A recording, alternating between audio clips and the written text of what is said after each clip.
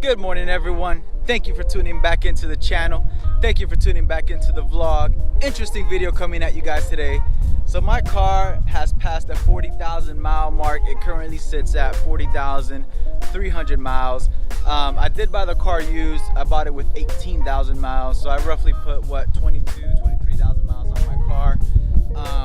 So we're gonna talk about the issues I've had ever since ownership. So real quick, if you guys have not subscribed, please subscribe, join the channel, support the channel, and yeah, let's get into the issues I've had with my car.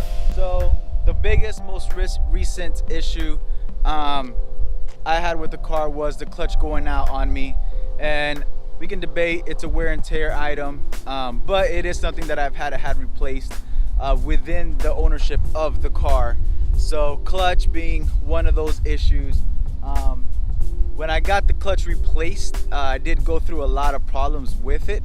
The whole replacement back and forth of it took about 2 weeks just because honestly Ford did not do that great of a job.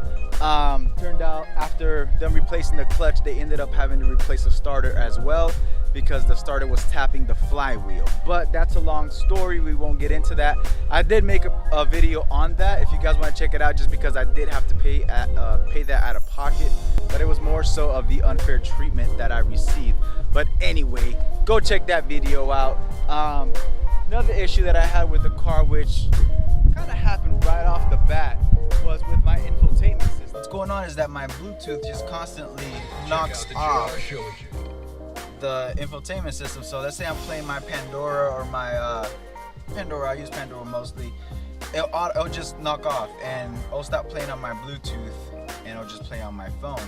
I gotta give it 10 seconds and then I can go back in and reconnect it to my Bluetooth. I have had my infotainment system reset twice. Still continues to do the same thing. Every once in a while I'll also do it with my phone calls, where I'll put my phone call into private mode in the middle of a conversation.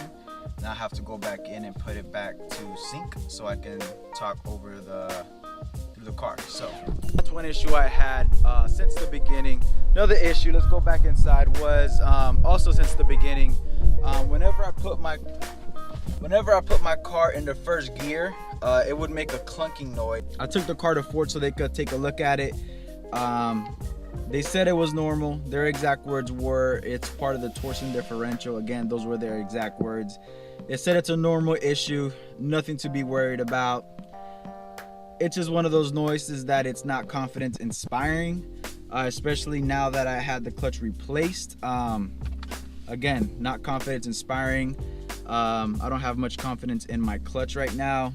I had to pay out of pocket, so that was a big expense, big unexpected expense. So to be honest with you guys, it just makes you think twice about driving your car how it was meant to be driven. And again, my whole thing was Ford promotes these cars to be driven at the track, etc., etc. And when something like the clutch goes out, you would think warranty would cover it, but it's not. It's not. I'm still a little bitter about it, if you guys can see. But anyway, let's get into the next issue. These next couple ones are kind of nitpicking. They're not so much issues. They're nothing mechanical. The only thing mechanical I would say was the clutch. This next one is body fitment issues, which I think probably every Mustang owner has had with their car. Constantly clips off. You gotta clip it back on, but it's just one of those things I guess you kind of got to deal with. It's not horrible, but it's one of those things that kind of bother you. And then the hood, at speeds, it rattles quite a bit. But again, I've heard a lot of Mustang owners say they've had the same issues. So it's something that's known. And again, I feel like that's just me kind of nitpicking. Not a major thing. So those actually have been really the only issues I've had with my car since ownership, since 18,000 miles, a year and a half later. So I really can't complain about the car. It's been really good to me. It's my daily driver. I put a lot of miles on the car. I work for myself, so when I'm going out to auctions, it's I 1.5 to 2 hour one way. So we're looking at times at 4-hour round trip, at least once or twice a week. So I really put miles on my car. It's been good to me. I cannot complain. On my previous video, I did mention about wanting to get the GT500. If this channel can grow to where it can support the purchase of that car, just because I know the markup on that thing is gonna be insane.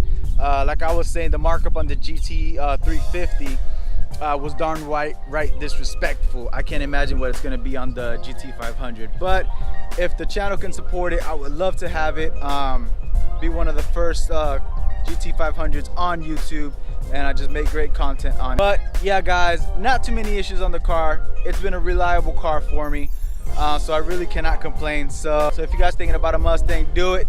You won't regret it. And yeah, that's really it guys. So thank you guys for watching. Thank you for your time. Again, subscribe, hit that like button, and I'll catch you guys on the next one. And don't forget, be great.